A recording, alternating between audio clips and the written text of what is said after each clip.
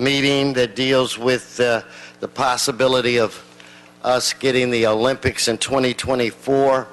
Before we get started, I want to thank all of the members that are on the committee. I know that you already have a very, very full plate, but when something of this importance comes before the city, we always, roll up our sleeves and work overtime and do whatever is necessary to make sure that we protect the city of Los Angeles.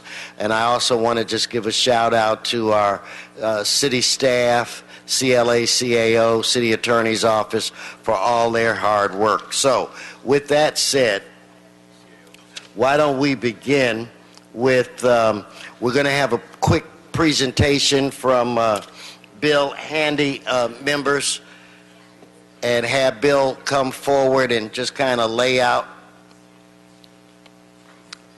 Bill, are you here? Yeah. Mr. Herman, no applause. And so if you would just kind of state your some of your credentials so that I want everybody to know the experience that you have, and then kind of walk us through some of your thoughts. Well, thank you very much for the invitation. It's an honor to be here in front of you and residents of LA. My name is Bill Hanway. I run global sports for a company called AECOM, and I bring with me some significant experience in Olympic Games. For 9 years, from start to finish, I was the lead design consultant running a team for the London Olympics. Over the last 5 years, I've had the same role running the Rio 2016 Olympics, and most recently spent a year on the Tokyo 2020 Olympics. So I love Olympic Games. It's an important part of my life. But most importantly, having worked with Casey and the mayor over the previous 9 months to prepare for our initial bid, LA is by far the most ready and capable Olympic city I've ever had the honor of reviewing. Now, the work that we've done over the last 9 months has really been our first draft at running this process, and it will evolve over the course of time. But in order to get to the point where we have, in terms of the submitted bid document that you've seen before you, we've looked at multiple venue options, but most importantly, the 29 that were studied. We did overlay designs, which is testing for Olympic Games, and we feel very comfortable that those 29 are the ones that can certainly hold the Games. I think as we move forward, the process evolves over a course of time. So on September 15th, if we get the support of the council and the residents of Los Angeles, we can then submit on September 15th a letter to say that Los Angeles is interested in holding the Games. Over the next 2 years, until September of 2017, there will be a period of time where we prepare a much more detailed report, and there are 3 stages of that, the last of which is delivered in January of 2017, prior to the final announcement in Lima, Peru on September 2017 about the city. But we will be working very hard, if we have the honor of doing so, to evolve the plan to meet all the challenges and questions that you might have before us. Okay, so members, would you like to take advantage of asking some questions while we have him with us today? So please just jump in, and Mr. O'Farrell. Thank you, Mr. President. One quick question is, I think in '84, didn't we have 31 venues? And you just mentioned there are 29 needed for 2024. But there are additional sports now than there were. When we talk about a venue, if you think about the conference center, that will hold up to 7 events. So that's why, although there are more sports now, there are fewer venues just because of the size and capacity of the venues they have here. Thank you. And does it also include the Paralympics? And the Paralympics are included in that. So we feel that 29 venues is adequate to cover? It will, and we will obviously evolve that if things change. As you know, following the 2016 Games, the golf was first introduced to the Olympics. We're hoping that in Tokyo 2020, baseball is introduced. So if Dodger Stadium has to come back into the fold, that would be great. So this is something that evolves over the course of time. We're comfortable with the requirements as they stand now, and the ones that we studied, that our plan fits in completely into those requirements. Thank you. Let me, and Mr. Price, I'll go, in fact, Mr. Price, we'll just go to you now. I'll save Mike. Thanks for the thanks for being a part of the team. Sounds like we're really gearing up. There's some talk about this being almost a California Olympics. There's some discussion. Maybe we'd have some activities down in San Diego or up in San Jose. Is that really realistic? Is that just sort of some talk now? Are we really thinking about expanding the venue activities? Well, I think that will be a question that evolves, and I think the mayor and Casey can answer that more readily. But from my personal point of view, I think that there are opportunities for some of the preliminary rounds of men's and women's basketball, some of the soccer opportunities to be spread further afield, just because it will not only engage wider California and wider the country. So I think all these things will be looked at over the course of time. Right now we focused on LA, but I think there are other options available, and we'll certainly want to work on those with you and the city. Okay, Mr. Buscaino. Thank you, Mr. Chair. I mean, you bring to the table some incredible credentials, obviously, in preparing the games in both Rio and Tokyo. Did you have a part in London as well? 9 years in London also. 9 years in London as well. Great to have you as part of the team here in Los Angeles. Tell us how LA or how Rio, Tokyo, London differs from what we're proposing here to bring the games to Los Angeles. Well, I think every Olympic city has their unique attributes, but also their challenges. I think if you think about London, the Olympics was used to leverage the regeneration of the East End of London, which meant the creation of 10,000 new homes, a new 200-acre park, lots of land remediation. In Rio, the site was the old F1 racetrack. In the western suburbs, expansion, so an open site. But once again, we had to build a number of new venues, both temporary and permanent venues. In Tokyo, the concept is evolving, so there'll be both temporary and permanent venues. In Los Angeles, it was almost embarrassing when I brought my team in to review Los Angeles, the number of venues. So in our very first meeting, we said, okay, we have to do volleyball. And so Casey would just list off 3 or 4 venues that could hold volleyball. And every time we went through a sport, we constantly had multiple options, which made us incredibly comfortable that this is the most efficient city and available city to have the games. So very different than the last 3 Olympics, where a lot of things are going to be built. This one is more about managing and delivering within the existing venues in a compact, efficient way. Mr. Kokorian. Thank you, Mr. President. Thank you very much for being with us today, and thank you for the great work that you've done for the Olympic movement.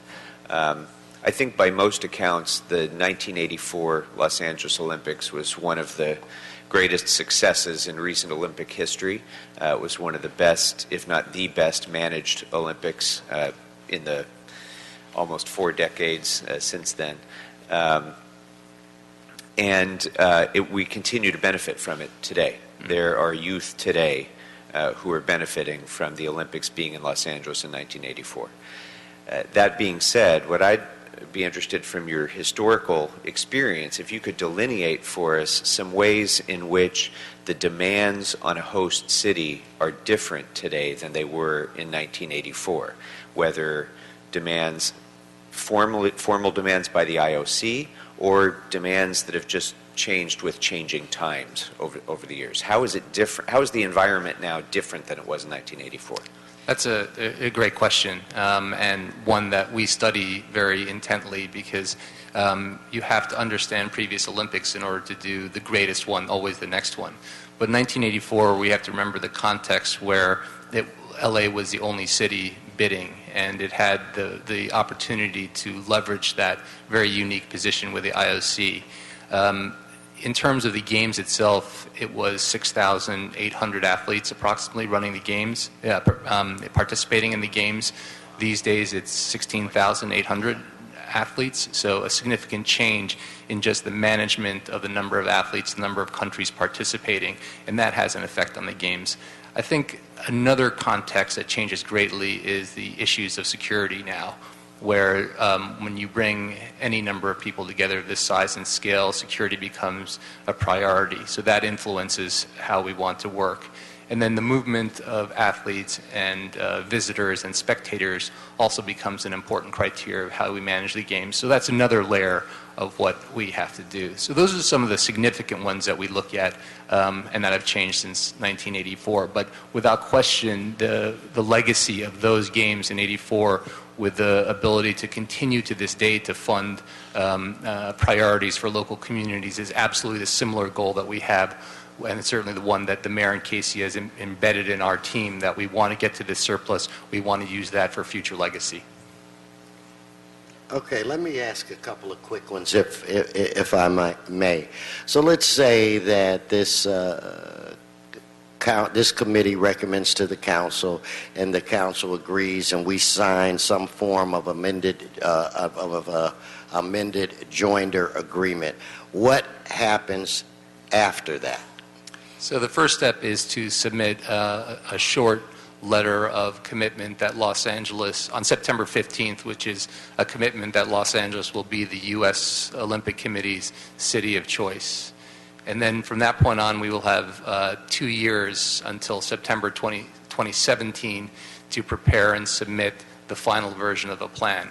As it stands right now, there are 3 key stages to that, the most important one being at the December 2016, where you submit the full package, which is essentially a development of the document that you have there with a greater level of detail in terms of each of the venues, the venue agreements, an increased detail in the budgets on both the cost and the revenue side. All that will evolve to a much more explicit piece of work. Okay, so basically, if we agree to do this, nothing is written in stone. We as the council would be engaged with the mayor's office and with the committee as we begin to hone in on exactly what the costs would be and the budgets and things of this nature. Absolutely. I think that from the very beginning of this process, Casey and the mayor both said that this is a transparent process and we want to engage the council and the community in evolving this plan, because the only way for us to actually win the games is if this is a commitment across the broad spectrum of what LA has to offer. It's not just the bid committee or the mayor's office, it's everyone in this city that has to be behind this. Let me ask another question that I'm a little concerned about. Or not concerned about, I'd like to verify. In fact, I see Casey's here. You want to come up to the table? Ladies and gentlemen, Casey Wasserman has joined us. We appreciate your presence. I'm glad. I was a little lonely up here. Is that what it was? Okay, let's talk a little bit about the security for the games and the cost and how does that, Mr. Krikorian mentioned 1984. Okay, so let's go. What would be the difference today from security in 1984, and who was responsible for it and how it was paid for? Well, as all the Olympic Games now are, because of the security concerns that are really at a national level, they're not just at a city level. The federal government usually, and has over the last games that I've been involved with, always been the ones responsible, because in the terms of the security pressure on the games now, one jurisdiction has to take leadership in terms of coordinating the security protocols. And as we all know, security has become a primary issue in terms of safety of spectators and athletes and visitors. And so that has to be done, I believe, at a national level with federal funding. Okay, so if I heard you correctly, you're stating to this committee that the majority, if not all of the costs where it relates to security, that will be paid by the federal government. That is my experience over the last 2 games, and certainly that's the direction that Tokyo is taking to. And so about how much would that be? $1 billion? Or? It's been around $1 billion over the last 3 games. I'm sure that will evolve and change, and that's only from my knowledge, because that information is held very, very tightly at the federal level, but that's what we understand the total budget was. Certainly it was in London. Okay, Casey, welcome. Thank you. Did you want to make a statement to the committee? Well, I appreciate the committee forming and being engaged in this process. I would also like to say, Council President, that the last time I was in this room, President Ferraro confirmed me as a library commissioner for LA. So Let's hope this goes as well as that confirmation went. Look, I'm honored to have been asked by the mayor to help lead this effort. I think I'm in a unique position to help deliver these games to the city that I care and grew up in and am so passionate about. I work in the sports business for a living. Managing these kinds of efforts is what I do every day. And to be able to do it for the city and to bring back the games that I remember as a 10-year-old to LA would be an extraordinary experience.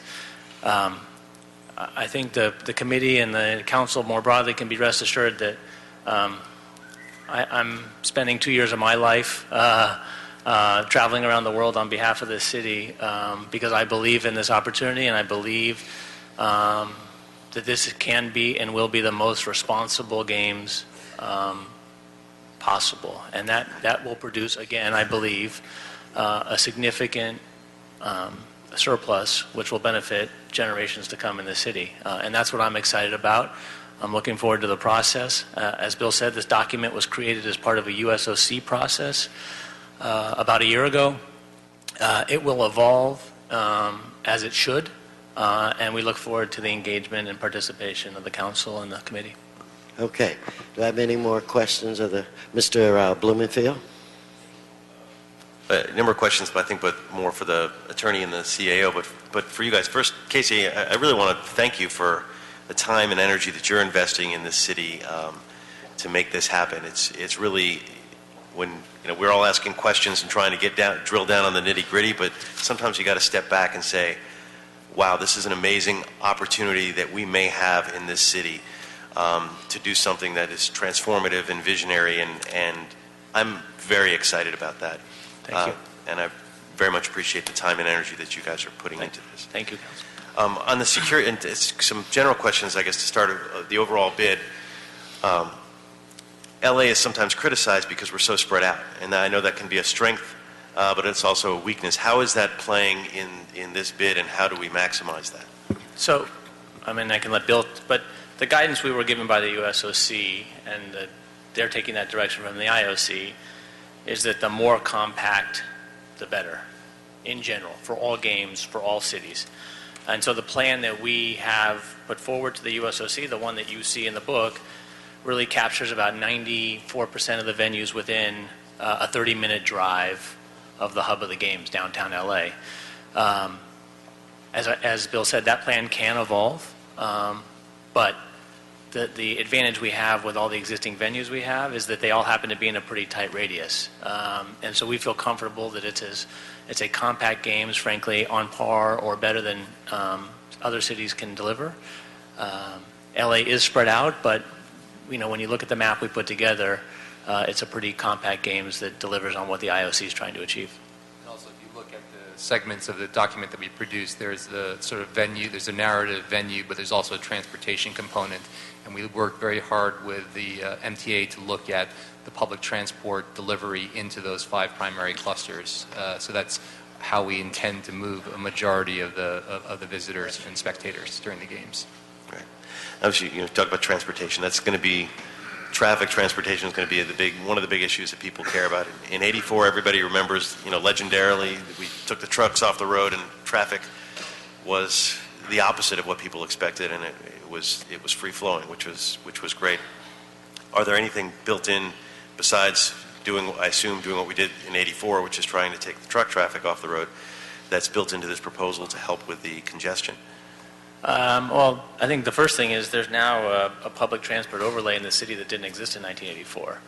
And we feel very comfortable that will serve as a big help to the process. The other thing, by having clusters of lots of events, it reduces, and obviously we have plenty of hotel rooms in the city that are spread out, it reduces the amount of travel between venues. So if you have singular venues all over a city, you have lots of people moving all over the city. But if you have clusters like between the Coliseum and LA Live, you've got 19 events.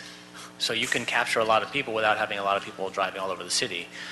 And obviously then the IOC, any city has to deliver what they call Olympic lanes to move athletes and the Olympic family, as you will, between events, which in our case may end up being HOV lanes.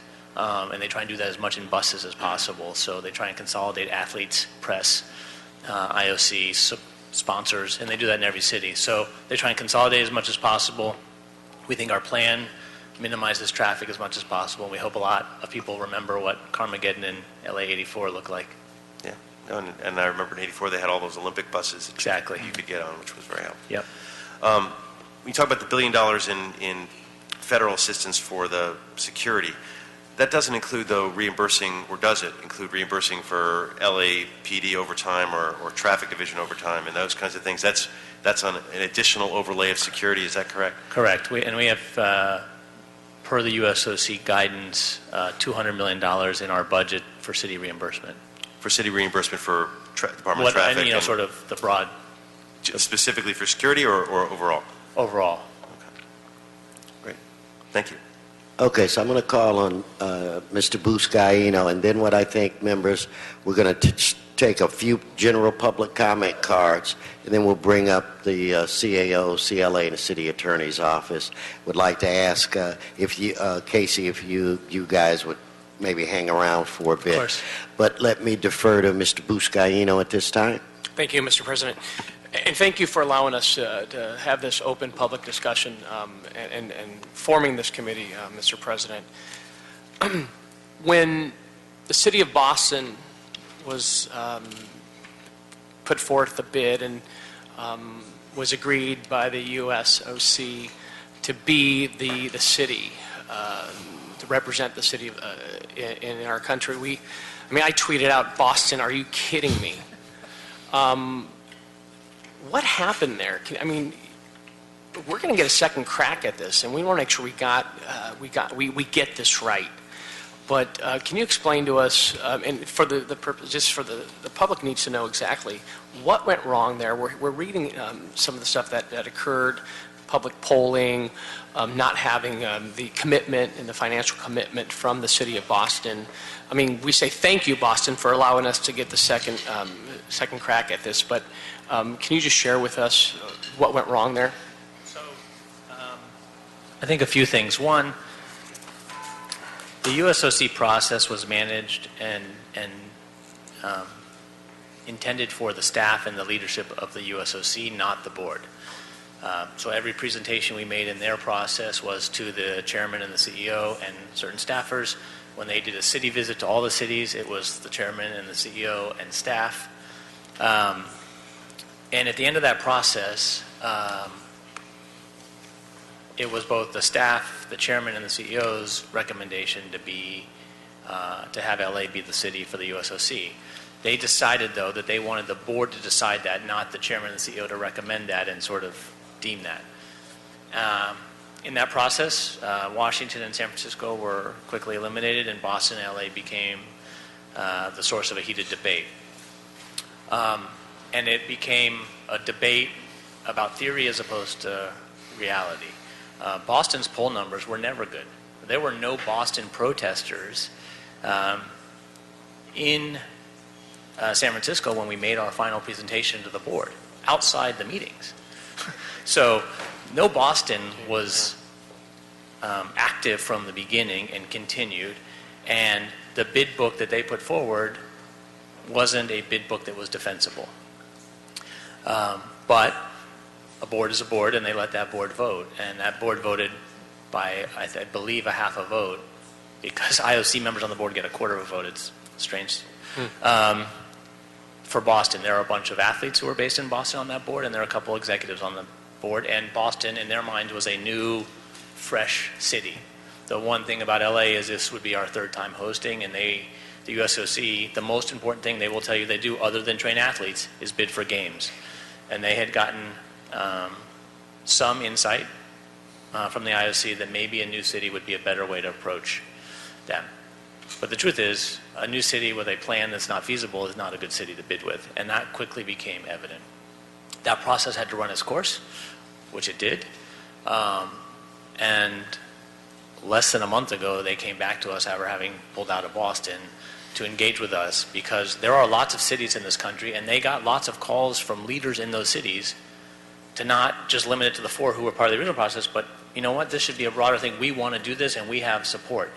And their commitment and focus on us was based on our ability to deliver the games uniquely and specifically to what the IOC they believe is looking for in a bid city that gives them the best chance to compete and possibly win. So we have had steady and continuing public support. We have a bid that we believe is predictable and definable. And we have a mayor and a community and private individuals in the city who are committed to be supportive throughout this process. And that gives the USOC, given what they've just gone through, a lot of comfort to put us forward because they, frankly, have been burned in this process as well. Thank you for that. And lastly, if I can, Mr. President. Yes. On behalf of my residents, thank you for including the LA waterfront as one of the venues. We, in a time where we're trying to bring retail, dining, entertainment, housing to our LA waterfront, which also thinks, I know there's some talk about where to put the Olympic Village. I mean, we have some opportunity sites that's ripe for housing.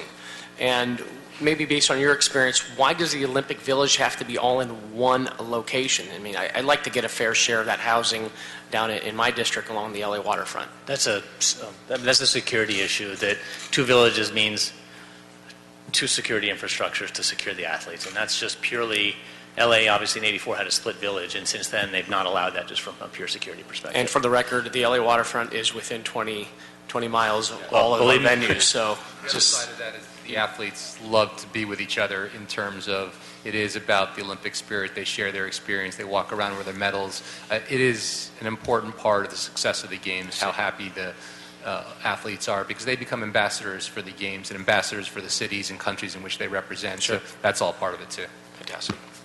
Okay. We got some prime real estate down by the water, I can tell you that. We'll definitely take a look. Thank you, Mr. Buscaino. Okay, we're going to take some general public comment cards for now, and then we'll bring up the CAO, CLA, and the city attorney. If I could have Mr. Ron Miller come forward. Madam Clerk, you know what? I'm sorry, I haven't recognized you at all today. Do you want to maybe read what we're officially dealing with, and then I'll start general public comment at 1 minute? Thank you. And the item before the committee this morning is a resolution, Weston Cedillo, and a joint report from the Chief Legislative Analyst and the City Administrative Officer relative to approving a joinder agreement as a condition of the selection of Los Angeles as the bid city for the 2024 Olympics. Thank you. And just to be clear, this is general public comment on this item. Okay, thank you, Mr. City Attorney.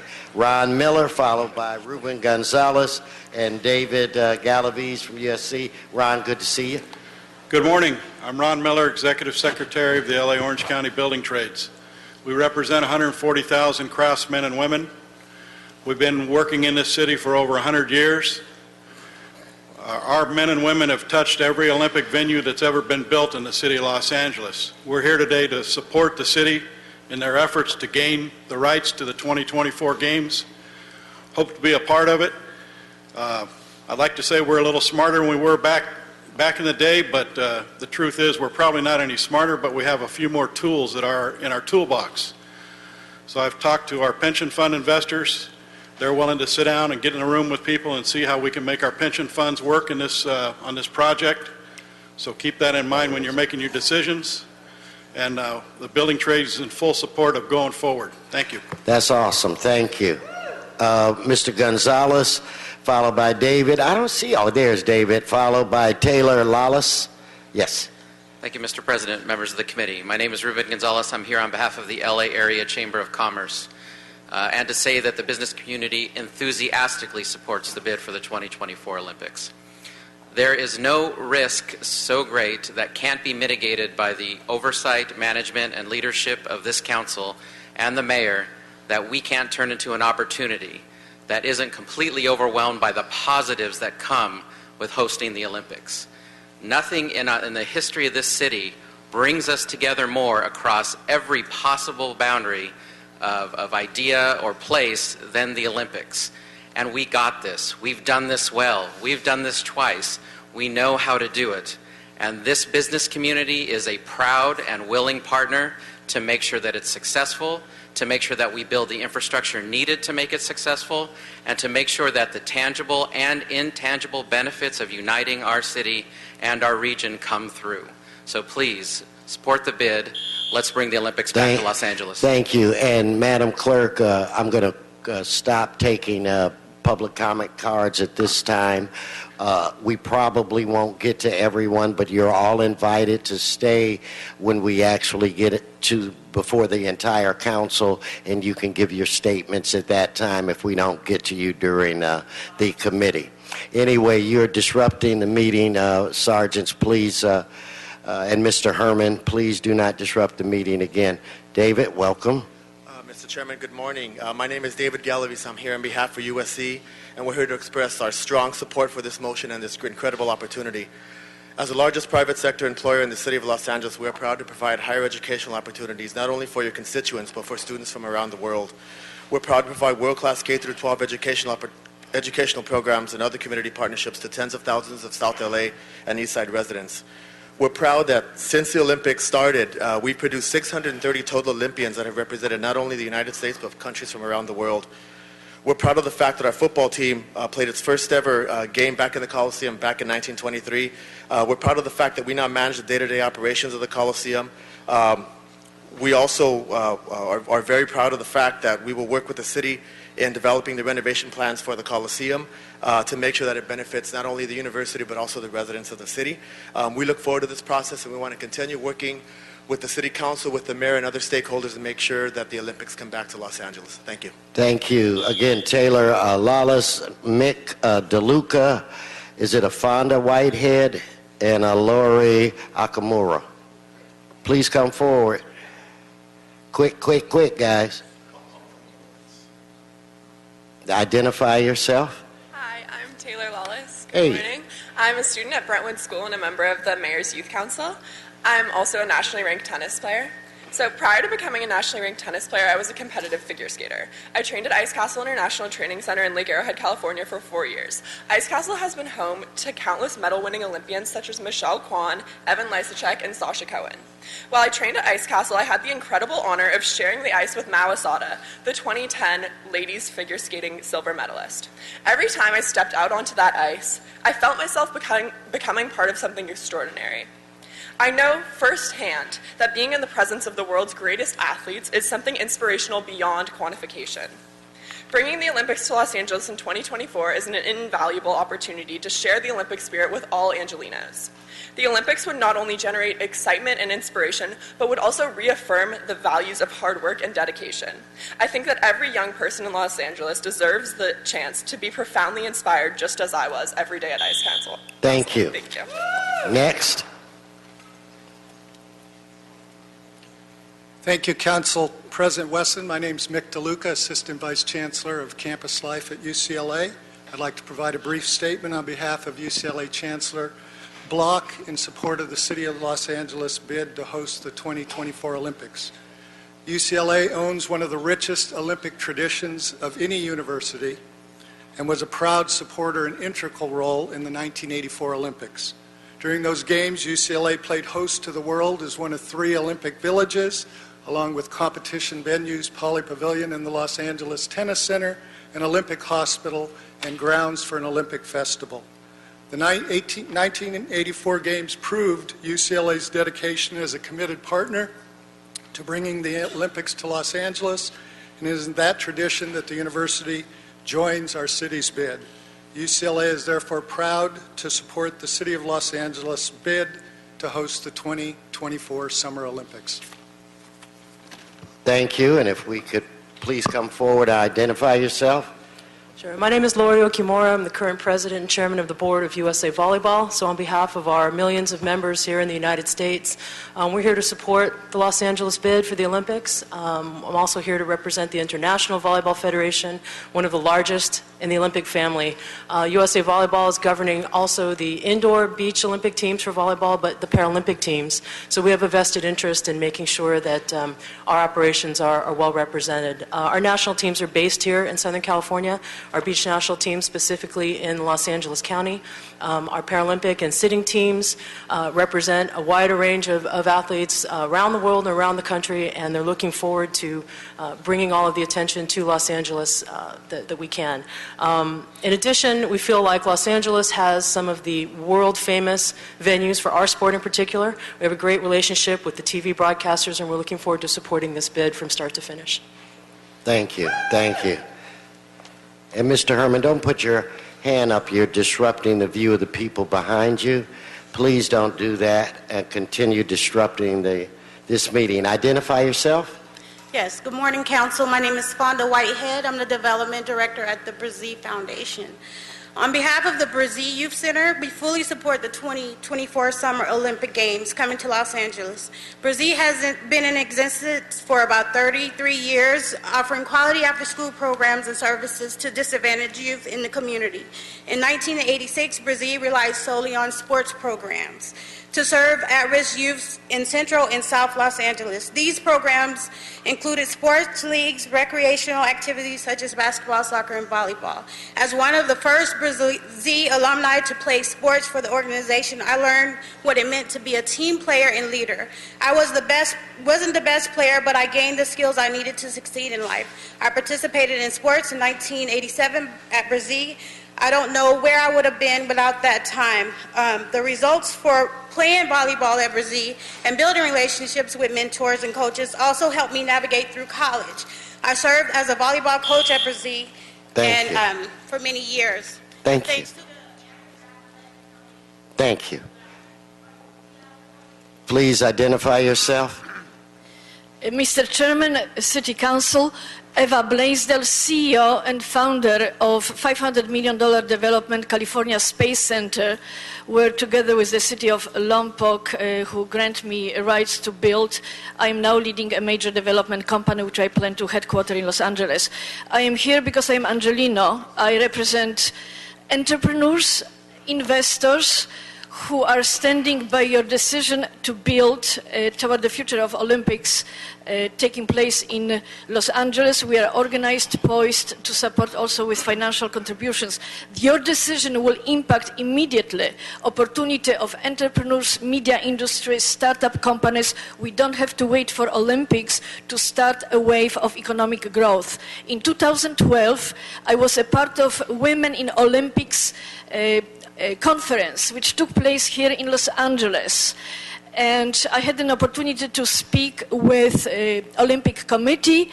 I had an opportunity to present also a role of the women in Olympic as entrepreneurs. Thank you. Thank you very much. Okay, we'll get back to public comment in a few minutes. At this point, I'd like to bring forward the CAO's office, CLA's office, and a representative from the City Attorney's office. Please come forward.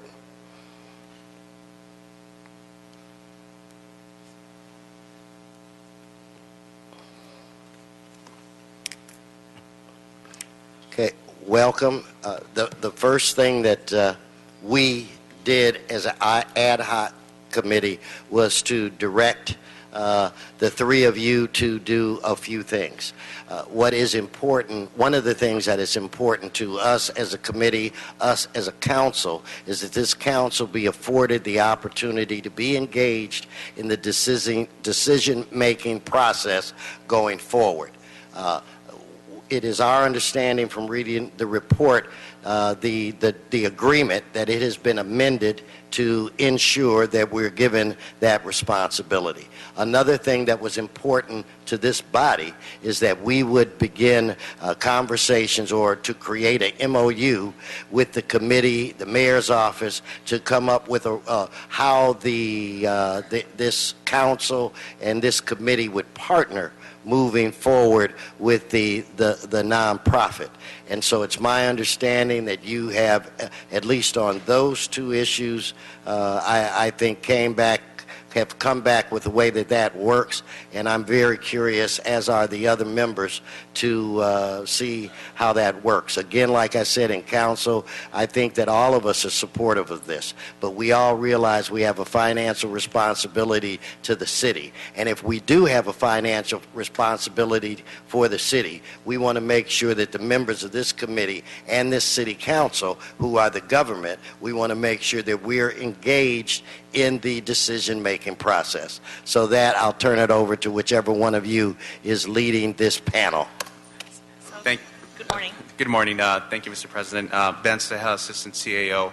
And you're right. The reason we are here together as three, the City Attorney's Office, the CLA, and our office at the CAO, is because we were directed by you to come back to this committee and explain how the council can remain involved with this process throughout the bid phase and beyond. And that's precisely what our task was in presenting this report, reviewing the documents that were presented to us just earlier this week, and raising some of the issues that we think need to be addressed as early as possible, because we want the council and the mayor to go into any decision they make with eyes wide open, so that issues that come up maybe later on in 2016 or 2017 don't come up for the first time and are a surprise to anybody. So we try to flush out some of those questions that we can't answer right now, and we hope we'll be able to answer as the bid process continues. But we wanted to make sure that one of the first things that we did is to identify how the council clearly can stay involved with this process and remain in control as far as the decisions that impact city operations, the residents of the city, and their quality of life. So with that, the city attorney has taken the lead at reviewing the joinder agreement that's attached to the report, and which is the action that's being asked that the council approve today, later, or this committee approve, and then full council approve. They've taken the lead on adding some language in there that clarifies some of what the authorities are of the city council and with respect to the documents that eventually would need to be submitted. And we also have recommendations in this report with respect to clarifying the role that the City Council has with the LA 24 bid committee, because the joint agreement is between the city and the USOC, but there isn't a document that we've seen up to this point that talks to how the relationship specifically with the city and the City Council is with the bid committee. We understand from the documents we've seen that there is some representation of the city, specifically from the mayor's office, on the bid committee up to this point, but we want to make sure that there's clarity as far as the role of the City Council and the bid committee, and that's what the MOU was intended to, at least the idea of the MOU is intended to flush out. Okay, well, thank you, and I appreciate you. And before I call on Jim, this council, we're proud of the mayor. We're proud of what Casey, and all of you guys have done, and we view our involvement as value added. And so with that, we believe in order to have a successful bid that we have to show to the world that we are all together on this. So with that, do I go, Sharon, do I go to Jim, or do you say? If I can just add a couple of comments. Yes. So, first of all, we would like to say that, we are very supportive of bringing the Olympics back to Los Angeles. It's an unprecedented opportunity. We just need to be cautious and protect the city, protect the taxpayers, protect the residents. And so there are many steps involved in getting to this bid. We just want to make sure that this first step is not the City Council's only step in the process. And so we think that with the assistance of the City Attorney in the revision to this joinder agreement that is before you, as well as the revised resolution that is before you, that it will accomplish that objective. And we'll keep the City Council and the Mayor involved in this private a private endeavor, but also to ensure that the public dollars are protected as well. So we would encourage that the committee move forward with the recommendations contained in the report, and we're available to answer any questions. Cool. Now, when I remove the name tag, can you see me better? Yes. I don't want to look like a bobblehead up here.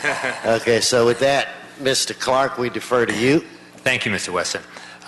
The role of the City Attorney's Office has been, once we receive the draft document.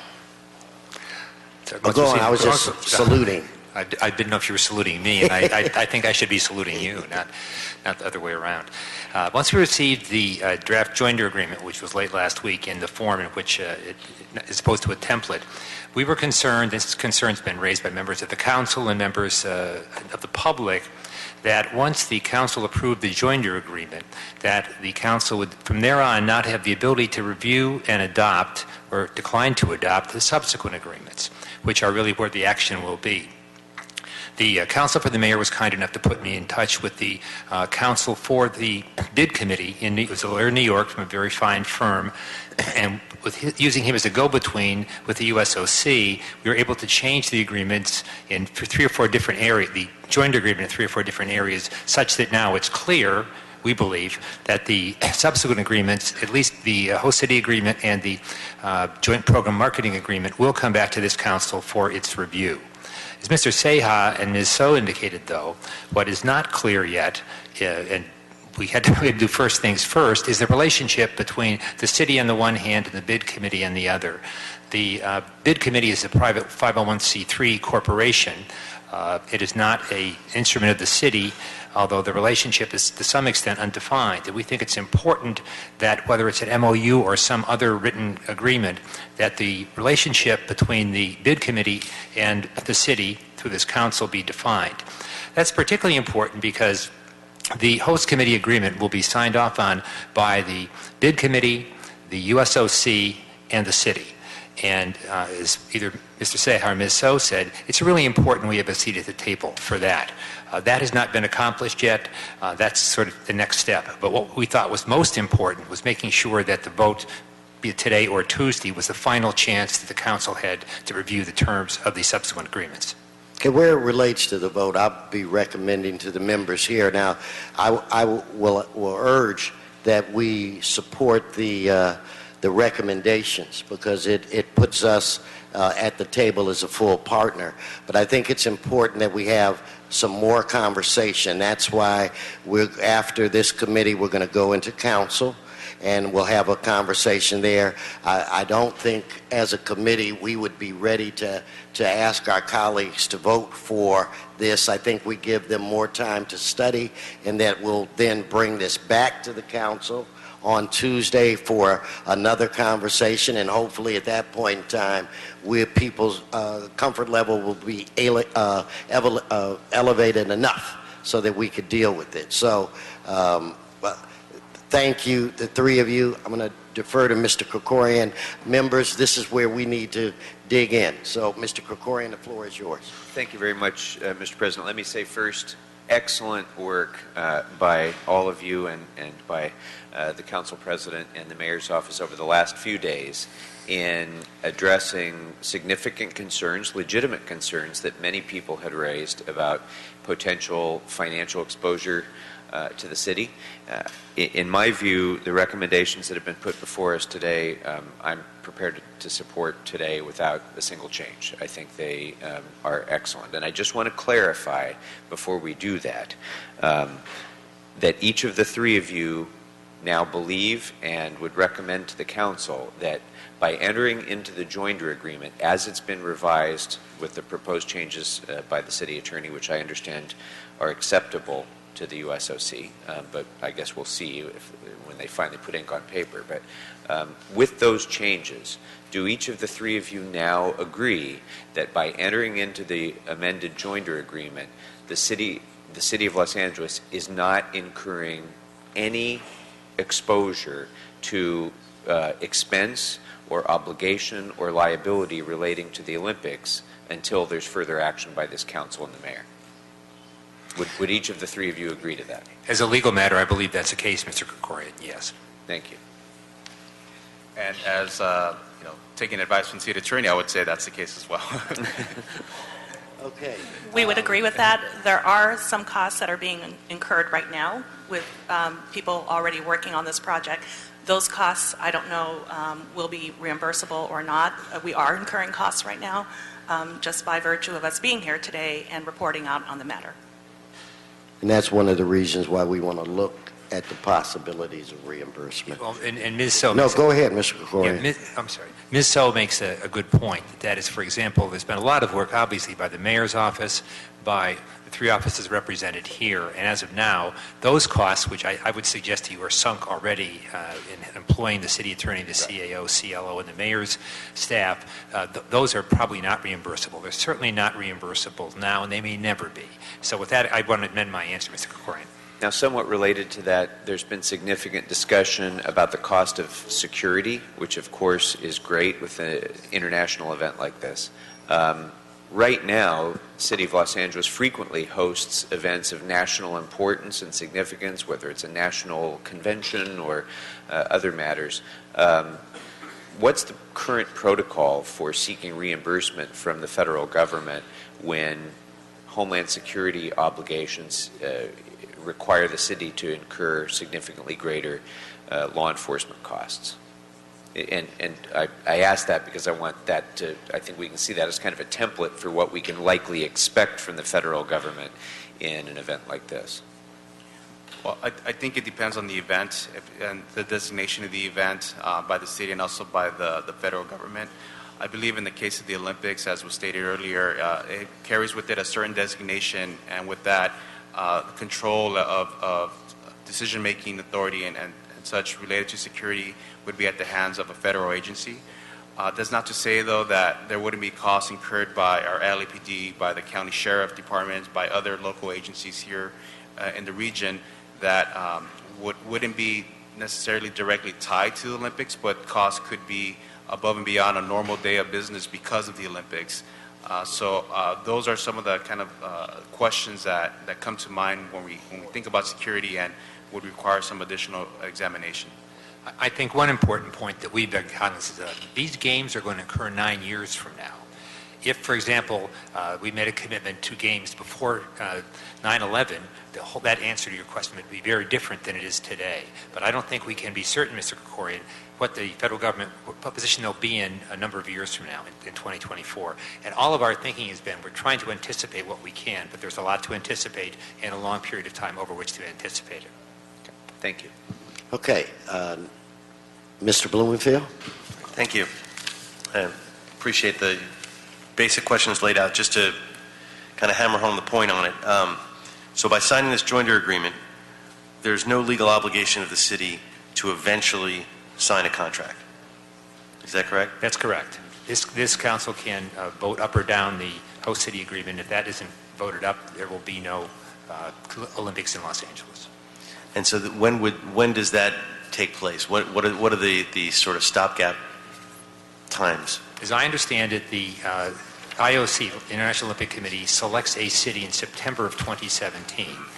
Since the IOC needs time to consider the various host city agreements from LA and its competitors, I believe we'll have to submit that agreement in early 2017 or late 2016. And the MOU, the negotiations that we're addressing you about, would take place between now and the time of the submission.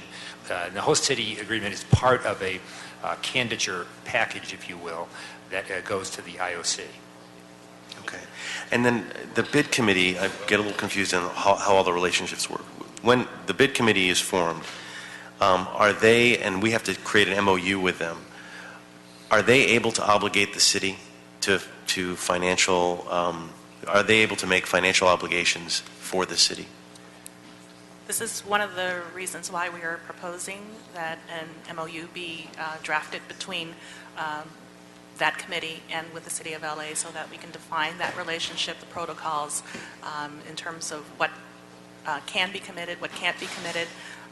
It is precisely the reason why that needs to be defined in a separate agreement between this private endeavor and with the City of Los Angeles. And I guess as part of it, is it safe to assume that we would be working to include a provision that ensures that the council signs off on any financial obligation over a certain amount, something to that effect?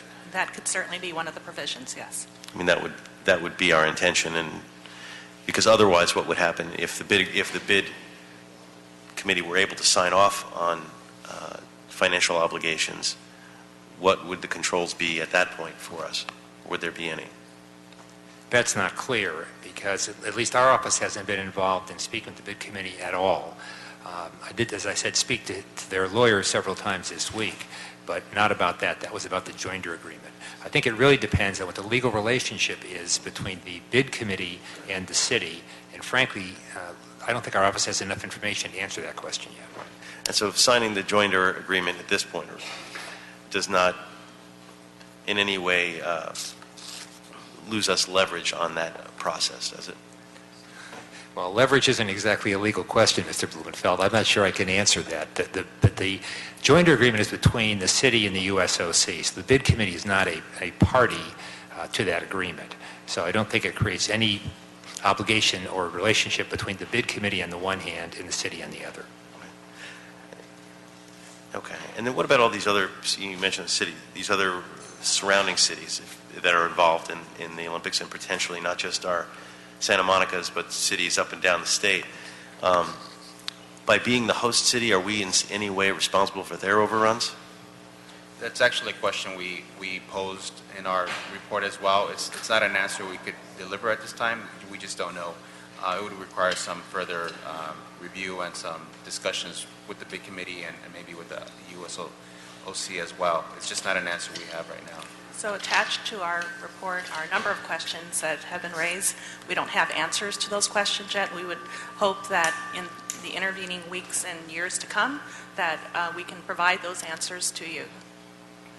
There's no down. Is there a downside in not having those answers and moving forward now with the joinder? We think that with the language that's been drafted by the city attorney included in the joinder agreement, that's going to provide some time for us before we make any financial commitments. So we will do our best to get as many answers to those questions that are attached and any other ones that come up between now and the council's consideration of the joinder agreement.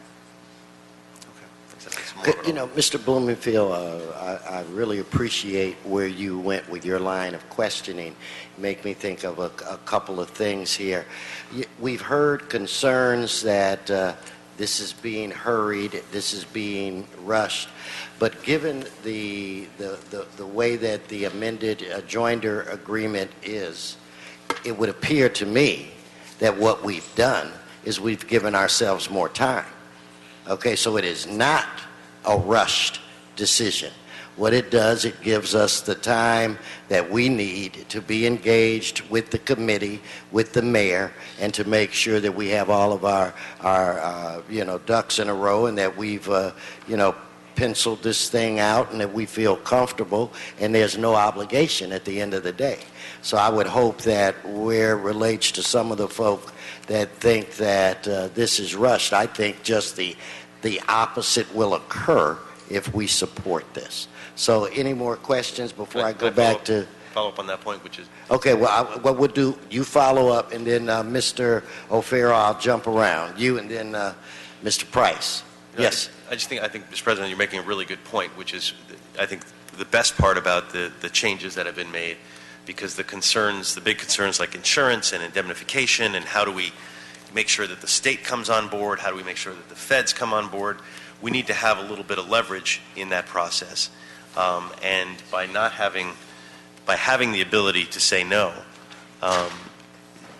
it's critical, because otherwise, why would the state and the feds and other people come in and indemnify us or help pay for the insurance, or why would certain organizations that maybe have committed only a certain amount to their infrastructure commit more or not commit more if they don't think that there's a chance that we might walk away from this deal at the end of the day. So I think it's an important point that the President has raised, and I thank you for raising it. Yeah. Mr. O'Farrell, and thank you, Mr. Blumenfield. Go right ahead. Thank you, Mr. Chair. I also want to commend the work of the City Attorney's Office, CAO, CLA, on a very quick turnaround on a very important issue with a deadline looming in 2 weeks. So your work has been just terrific. And I think that we spoke as a body already in terms of one of our non-negotiables was that we don't just wave away our own fiduciary responsibility, and I feel very encouraged by your report today. That combined with memorializing a relationship through an MOU with this host committee, I think are steps in the right direction. With the joint report from yesterday, CAO-CLA report, you bring up a lot of questions toward the end of the report, and we all have our own questions.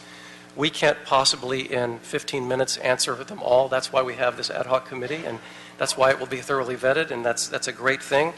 I have a few questions on the report, though, and that one of the recommendations was to designate the CAO and the CLA as the city's lead negotiators on all matters related to the 24 Olympic and Paralympic Games. What's the rationale for that? Is that simply because in all matters of international importance or great impact to the city of LA, that is the norm? Could you address that? So I think the purpose of this recommendation is we understand that the mayor is ultimately the lead person with respect to these Olympic bids. He's been the spokesperson. He's been out there in front. He's generated all the goodwill and support that you hear from the constituents out here today. But at the end of the day, the council cannot direct the mayor to add certain points that they may want, the U.S. body may want to certain terms that you may be pushing for with respect to certain venues per se, or how the sites of the Olympic Village or anything like that. And we wanted to just make sure that the council's voice would be heard, and the city's family's voice as a whole would be heard best by a collaborative effort here. And that's why we added this recommendation. So in a sense, you feel that this gives the city council additional voice? Is that what I'm hearing? Yes. In these it gives discussions? Additional voice, and as far as developing the terms that they would want to see, and ultimately in the evolving bid proposal that would eventually be presented to the IOC.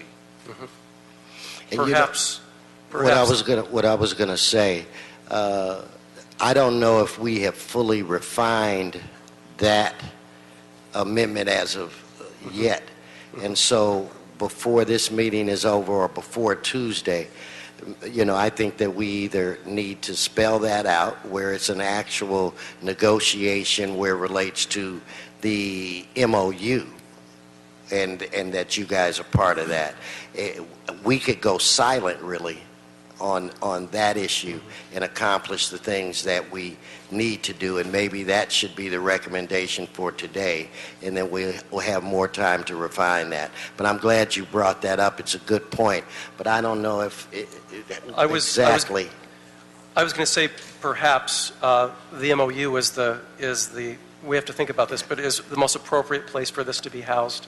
Perhaps we'll have to talk about it, but to sort of wrap up with my question, that is, the unresolved issues are brought up in your report. We all have our own questions, which I'm confident we'll now have the time to have answered, and that'll be terrific. But the MOU, the Olympic Village, insurance, the reservation in advance of city facilities and sporting venues that are called out as early as 6 months before the Olympic Games themselves, there's a great impact. So we need to fully explore those possibilities and the implications thereof, and the impacts to our residents in the city as they relate to city facilities, parks, etc. So, Mr. Chair, I would and colleagues, I would think that as we look to LA 2024, we also need to look to LA 2025, and that is, how will this benefit impact the city after the games are held? And of course, we all want the city to be moved up another notch internationally, financially, etc. So I, again, commend your great work on this. I feel confident and comfortable that we can move forward with exploring these unanswered questions, and we'll get to the bottom of them before we fully commit. But I'm very optimistic about this at this point. So thank you. So I'm going to go to Mr. Curran and then Mr. Krikorian. Mr. Price, Mr. Curran, Mr. Price, I'm sorry. Who was that guy? Mr. C. Thank you, Mr. President, I too want to, again, just thank everyone for the work that's been being done to make sure that the council stays on point and at the table in these discussions. I'm confident that the series of MOUs that will be drafted and approved will help us get there. Two just kind of off questions. One, have we had any conversations yet with the state? Any idea of what the role of the state may be in guaranteeing or in So we have not had any conversations with the state. There is a state bill that was introduced last year sometime. There has been no action on it. The bill would essentially provide financial resources to assist the city, either the city of LA or the city of San Francisco in the bid to get the Olympics. However, that bill limited the financial commitment to $250 million. It also limited the use of those funds for security purposes only, and also that it would be used as a last resort. So in other words, it would be in the final position for expenditure. Thank you. Mr. Krikorian. Thank you, Mr. President. One general comment that I don't need an answer for, but I just want to get it in the hopper for further consideration. And then I have a specific question. The general point is, an observation was made earlier by somebody about the city's hotel capacity. And of course, we've heard for many, many years now that we are unable to be competitive for nationwide conventions because of inadequate hotel capacity downtown. So we clearly, I think, have a little bit of a disconnect here, and maybe for an event like the Olympics, hotel capacity can be thought of more broadly and regionally than for a convention. But I am concerned about hotel capacity for the tens of thousands, hundreds of thousands of visitors probably that we'll have during the Olympics. So one thing we need to think about is what do we need to do to ensure that we have adequate hotel capacity, ideally within the city of Los Angeles, so we capture the temporary occupancy tax and all the other budgetary benefits that will come from that. Yeah, the waterfront, Mr. Buscain is an excellent candidate for that. Excellent candidate. My specific question, though, and I just want to put that on your radar, we'll need to consider that. In Section 2.02 of the joinder agreement, there's anticipation that the operating committee will be primarily responsible for the expenses that the city incurs and will reimburse the city for even for incremental costs and so forth. But the first sentence reads that the city shall provide or cause to be provided all of the city funding, facilities, operational support, and other resources specified in and by the candidature documentation. Now, at first blush, that might give some people pause because it's a commitment that the city is making to provide those things. As I understand it from what we've discussed, and I just want to clarify that this is correct, that commitment is to whatever will be negotiated as to be included in the candidature agreement, candidature documentation. The candidature documentation in itself will be subject to approval by this council before we submit it. Is that true? I think that's not probably entirely true, Mr. Krikorian. As I understand it, and we've got experts here, Mr. Hanley and Mr. Wasserman, and we're not experts in this, but as I understand it, the candidature documentation includes a variety of things, including materials prepared by the USOC and by the bid committee. But the host agreement will be the most important document, we believe, and there will be an opportunity for the city, again, that's why we need a seat at the table to figure out exactly what our obligations will be. That hasn't been drafted yet. Okay. So how do we ensure that the city will not have commitments that are contained in the candidature documentation that have not been approved in advance by the council? I think two ways. First of all, to the extent the city has a seat at the table, whatever's presented to you by way of the host city agreement should already have been vetted and should be essentially a very easy vote. Second, if you don't approve of it, you don't approve the host committee agreement, and it's over. So there wouldn't be any legal recourse against the city even if some outrageous things are included in the candidature documentation that impose significant expense on the city, we wouldn't be on the hook for those until such time as we enter into the host city agreement. That's correct. Okay. Thank you. Mr. Cedillo, followed by Mr. Buscaino. No, I think I was going to ask the same question without same candidature. I just want to make sure, Mr. President, I'm ready to move forward. I applaud your leadership and that of the mayor, and confident in both of you representing the city. I want to make sure we don't steal, what's the phrase, defeat from the jaws of victory. Yeah. I am concerned. Boston had a sure thing. They had an award, but they fretted over every detail and failed to unite as a city, and failed to pull their leadership together, and so they prevailed. You know, they don't have any losses coming, but they also aren't going to have any benefits. And there are community groups here and leaders here, union leaders here. I see people in the crowd and the audience who are here to support this incredible effort. Our third time within 100 years that this city has the privilege of honor of serving as the host city. And, you know, we do this so well, and if we do this so well again, you know, maybe we'll be a regular. And that's the opportunity before us, and I look forward to it.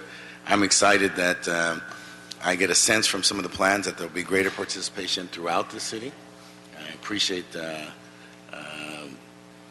our thoughts around the Olympic Village and the housing and what that can mean to the city as chair of housing.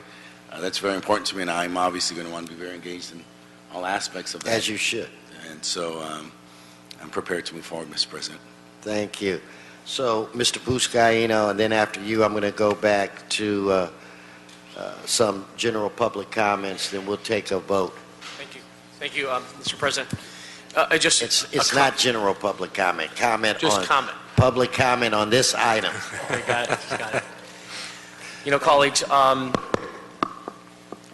pleased with the recommendations put forth, and I want to thank folks at the table. Thank you so much for putting together a detailed report that's going to address some of the risk factors and going to identify some of the risk factors, and I'm happy to have a seat at the table to work alongside the mayor and his team as well. You, colleagues, we are an international city that's going to be competing on an international stage, and we need to get this right. I'm fired up over this bid. And at a time where we look back in the 1984 Olympics and how much the 84 Olympics benefited the city, there was one lone council member, Councilmember Bob Bronca, who was the lone council member who voted no against the 84 Olympic bid. He was wrong. And he was a one-term council member, so for the records. We are a council working alongside the mayor and also the bid committee to do what's right for the city, and I'm happy to sit on this committee to ask those tough questions, ensure that we have a hurry-up offense getting this bid ready for September 15th, but to work with my colleagues and the mayor to make sure we get this right and ultimately win this bid to bring the games back to Los Angeles in 2024. Thanks. Mr. Buscaino, what area did he represent? Anyway, with that said, this council has faced many challenges, and we have never shrunk. We have always risen to the task, and we will do that where it relates to this issue as well. So I want to take some more general public comment cards, and then we will vote. Aaron Foreman, guys, don't go anywhere. We may need you. Anna Lasso, Max Reyes, Raymond Regalado. Let's move forward. Yes, sir. Good morning. My name is Aaron Foreman, and I both live and attend school in Councilmember Mike Bonin's district. I play club soccer and 2 varsity sports, and I strongly believe that LA would be a fantastic city to host the 2024 Olympic Games. Most young athletes dream of representing their country in the Olympics, and I am no different. As I pursue a collegiate soccer career, I know that there's a possibility that, with a lot of hard work and luck, I might have the opportunity to play for the United States national team in the Olympics. While playing in the Olympics anywhere would be a dream come true, playing in my home city would be even more incredible. I have proudly represented Los Angeles before at the Maccabi Games on 3 different occasions. These experiences made me realize how people from other cities around the world view LA. They see it as an amazing place with great weather, beautiful beaches, a vibrant and diverse population, and cannot wait to apply to UCLA and eventually live here. Los Angeles is an ideal location for the Olympics because it attracts people from around the world. I support the effort to bring the 2024 Olympic Games to Los Angeles, and am committed to volunteering to make the Games a reality and success. Thank you. Yes, please come forward and identify yourself. If I have not called your name, you should not be in line. Come right ahead. Thank you. Good morning, Chairman and Council members. Ana Maria Lasso, General Manager of Exposition Park. The Office of Exposition Park manages a 160-acre state park, which encompasses some of the world-class museums, sports facilities, and recreational areas, as well as some educational facilities. The California Science Center, the California African American Museum, the Natural History Museum, the Alexander Science Center Elementary School, Expo Center, and the Rose Garden, and the Coliseum Sports Arena in collaboration with USC. I want to express our enthusiasm and support of Los Angeles as the bid city for the 2024 Olympic Games. And the Office of Exposition Park Management looks forward to collaborating with the City of Los Angeles. Thank you. Thank you. So is this Mr. Reyes, followed by Mr. Rigoletto, followed by Mr. John Howland? Yes, sir. Good morning. My name is Max Reyes. I'm the Assistant Director of Government and Community Relations for Cal State University of Northridge. We stand here in strong support of this motion and for LA's 2024 Olympic bid. As far as the university is concerned, we have the infrastructure to help the city successfully host the games. We have the capacity to manage a substantial number of attendees. Currently have 42,000 students comfortably. We have adequate housing, state-of-the-art facilities, and conducted a recent feasibility study for an on-campus multi-purpose event center that could potentially hold up to 10,000 seats for sporting events.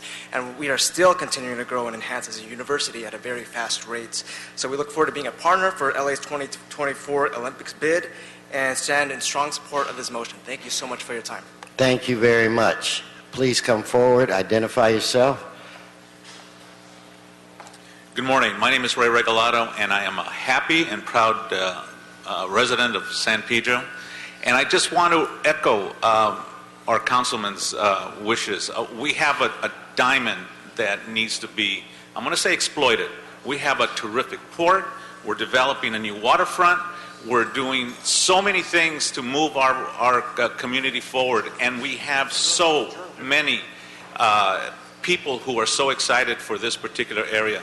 I'm also the president of the Northwest San Pedro Neighborhood Council, and I would say that we will do anything and everything we can to make sure that the port is ready for the Olympics in 2024. Thank you. Thank you. Mr. Holland? Mr. Holland. Good morning, Mr. Chairman, Mr. President, committee members. I'm John Howland with the Central City Association. CCA strongly supports the 2024 Summer Olympics bid by this city. Obviously, the city must do due diligence to protect its financial interests, but we have faith that they will figure a way to do this. LA 84 was a tremendous experience and tremendous for the city. We're still reaping the benefits from that experience 30 years later. Now, Los Angeles, a real city with an extraordinary downtown that is near many of the venues and will make for a tremendous experience for the millions of visitors who will come here for this game. All of downtown's international investors are strongly encouraging that this bid be done as a way to showcase everything that's being done downtown. We support the jointer agreement. We support the bid. Thank you. Okay, so now what we'll do, let us move forward with the votes, or the vote on this, members. What's before this committee? We are being interrupted by Mr. Herman for the third or fourth time. If you continue to do that, then you'll be asked to leave.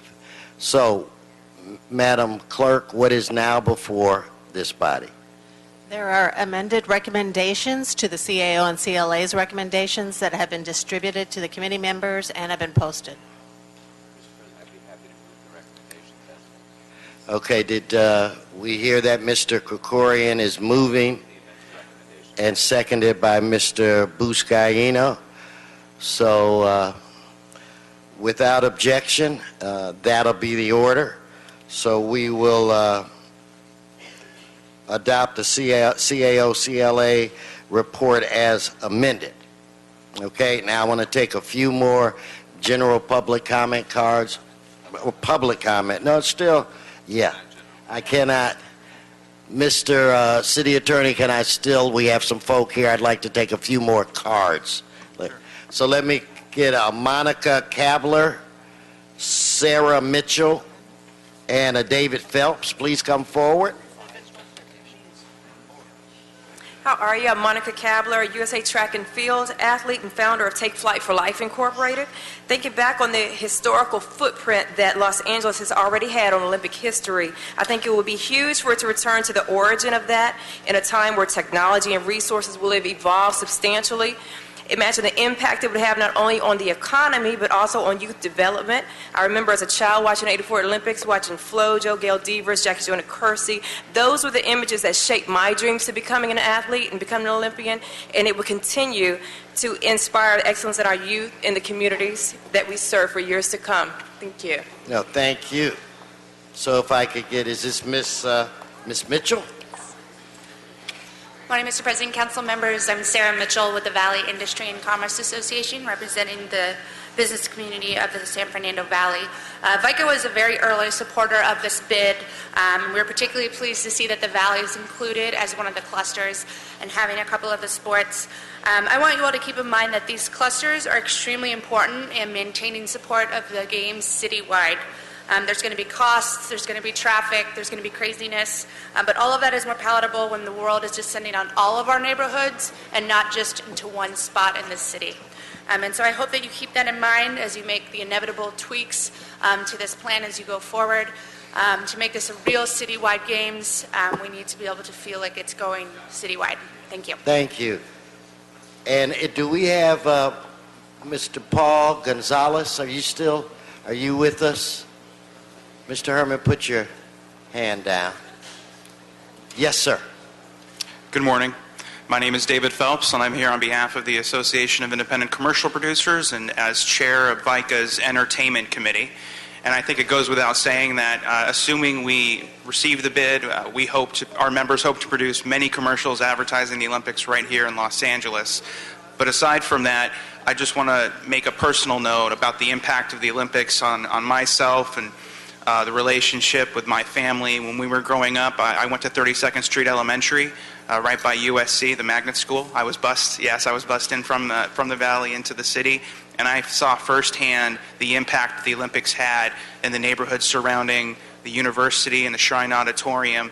And I can't tell you what a positive impact these Olympics will have, not just for the commercial opportunities, the business opportunities, but for the family development opportunities. I know it helped the relationship with my father and instilled and inspired in me an interest in sports.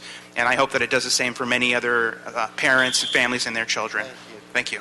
Thank you. Thank you. And before I call on Mr. Gonzalez, I want to say to the other individuals that are here, we will have your names added to the record, and there will be an opportunity once we get to council as well.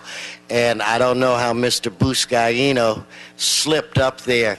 I can't think of a more appropriate person to end public comment with than our own Paul Gonzalez, a gold medal winner Mr. CD, from Boyle Heights, homegrown. Let's give our own Olympian a round of applause.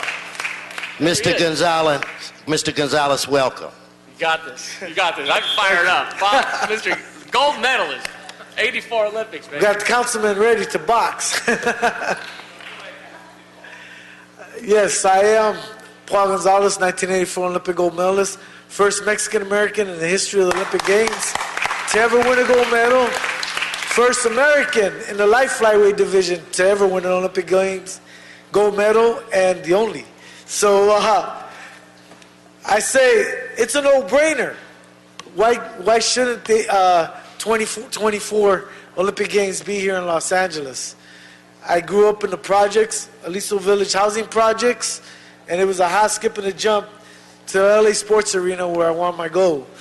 I'm very honored to not only represent my country, but also the community that I came from. And when we talk about housing projects and what benefit the Olympic Games brings to Los Angeles or to any country or state in that matter is the fact that it gives kids like myself an opportunity to dream of going to the Olympics, to represent the United States and be proud of where we come from. And I am proud, and I thank you. And being voted the best boxer of the Olympic Games, I ought to tell you something. We should vote. Thank you. Let's give our own. Thank you. Thank you for coming down. Many of us had the opportunity to watch you in those Olympics, so this is an honor to have you come before this body. You served your country and this city well.